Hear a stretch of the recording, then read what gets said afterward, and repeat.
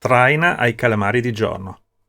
È una tecnica che, per dire il vero, non è molto utilizzata, però in realtà ti dà delle soddisfazioni enormi.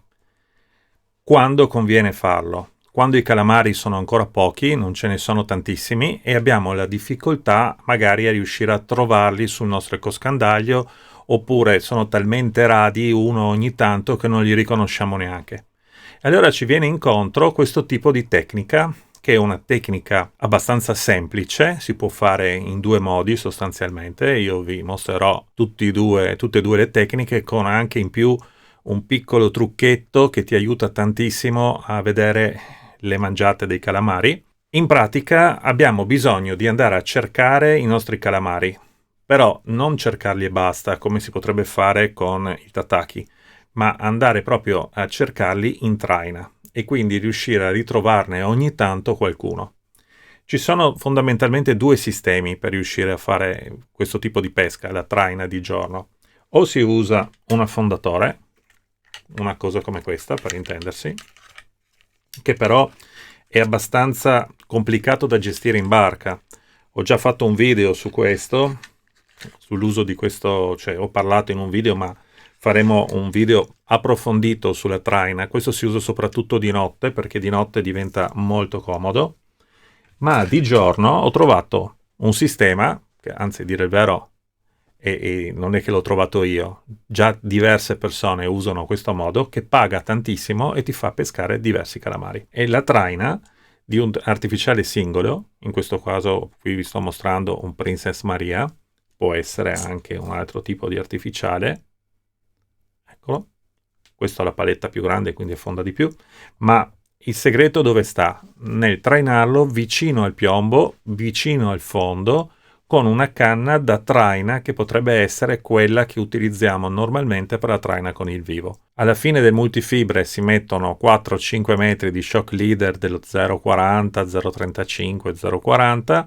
dopodiché una girella tripla, e su questa girella tripla andremo a mettere un terminale da 1 metro in cui andremo a collegare il nostro artificiale, e un altro metro, metro e mezzo per quello che riguarda il piombo.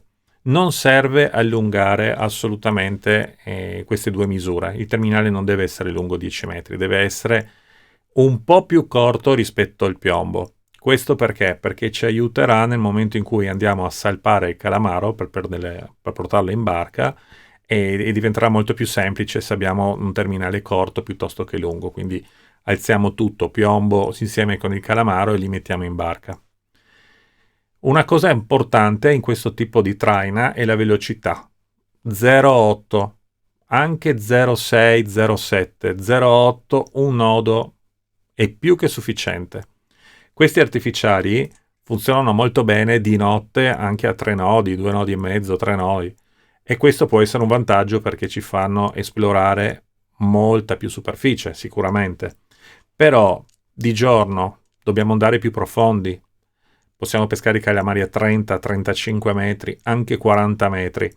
Questo vuol dire che tirarli a quella velocità dovremmo appesantirci troppo con il piombo. Il piombo, diciamo, dovremmo tenerlo all'interno dei 350-500 grammi. Questo è il peso ideale per questo tipo di tecnica, questo tipo di pesca.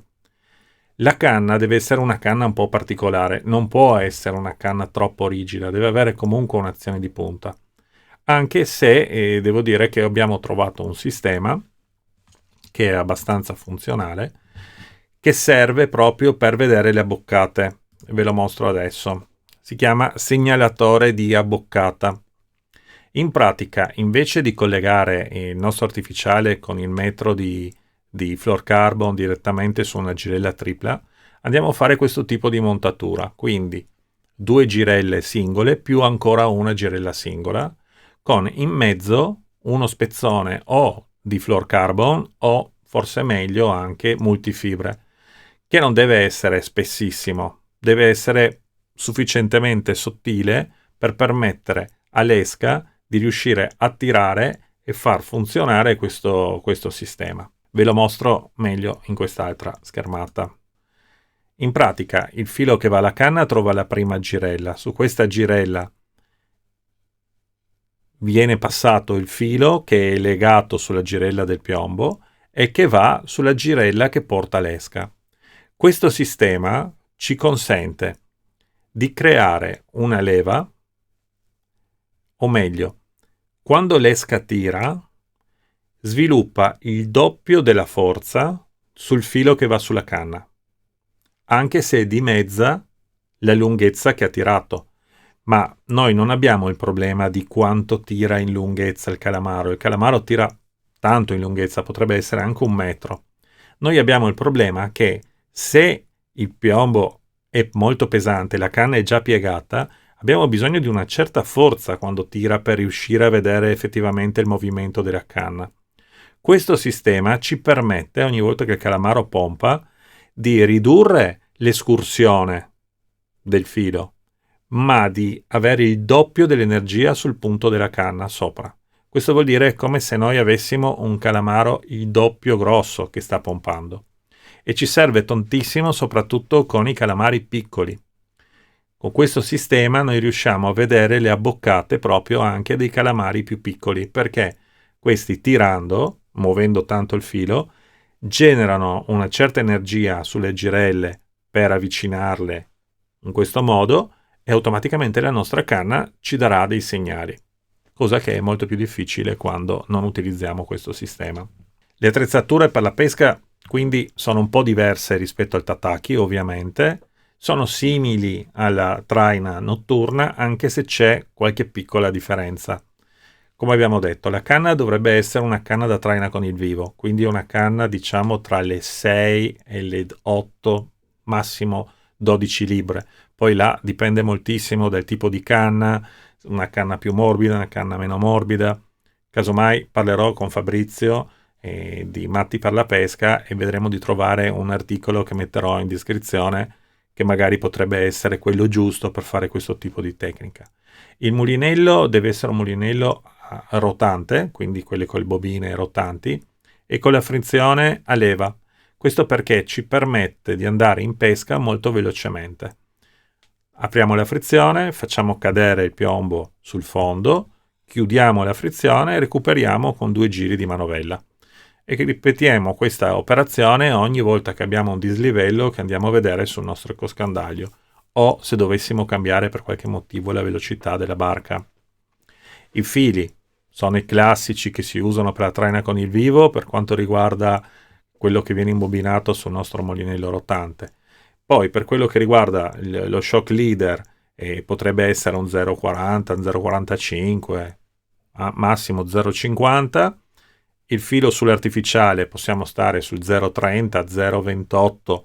Queste sono le misure giuste per dare comunque un certo movimento anche all'esca. Sul segnalatore da boccata possiamo utilizzare un multifibre simile a quello che abbiamo utilizzato dentro in canna o un nylon 0,35, 0,40 al massimo. Gli artificiali sono questi qui, sono questi classici. Questo è un Princess Maria. Se li trovano in tantissimi colori e devo dire che più o meno tutti funzionano. Io vi consiglio anche il testa rossa per il giorno, anche il verde fluo di giorno funziona molto bene, ma funziona molto bene anche e soprattutto per il movimento. Poi è un po' di tempo che io sto utilizzando un'altra cosa su questi artificiali, che però non è ancora in produzione, che è questo prodotto qua. In realtà abbiamo 2 versioni. Cos'è questo?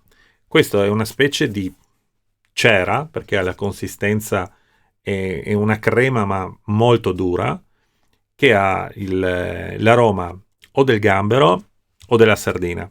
È un prodotto che sto sviluppando insieme con Antiche Pasture, che serve proprio per essere applicato sopra gli artificiali, anche sugli oppai ovviamente, e aromatizzano tantissimo l'artificiale. Questo tipo di attrattivo, chiamiamolo così, è a base oleosa, quindi è molto stabile, rimane per tantissimo tempo. Possiamo trainare anche 3-4 ore e se prendiamo l'artificiale in mano e lo annusiamo sentiamo perfettamente l'odore. Secondo me funziona meglio, cioè effettivamente c'è un riscontro per cui il calamaro è più, diciamo, propenso ad attaccare un artificiale aromatizzato piuttosto uno che non è aromatizzato. Comunque siamo in fase di test e a breve vi aggiornerò. Il piombo va bene dai 350 ai 500 grammi, abbiamo detto. Se peschiamo intorno ai 30 metri, 35, cerchiamo di stare un po' più leggeri con il piombo. Ovviamente se andiamo più profondi siamo obbligati ad andare anche con il piombo più giù, perché comunque fa un certo attrito di filo, il filo nell'acqua. Sul piombo mettete un filo un po' più leggero rispetto al filo che usate per il nostro artificiale, in modo che se si dovesse incagliare si spezza il filo sul piombo e recuperate comunque l'artificiale. In questa tecnica io non uso mai il trenino, uso sempre l'artificiale singolo per diversi motivi. Primo, perché fa meno resistenza in acqua e quindi lo traino più facilmente vicino al fondo con un piombo leggero. E poi il trenino mi crea difficoltà quando devo recuperarlo e tirarlo in barca, quindi secondo me paga molto di più un artificiale solo. Al limite si può pescare con 2 canne, quindi fare un tandem.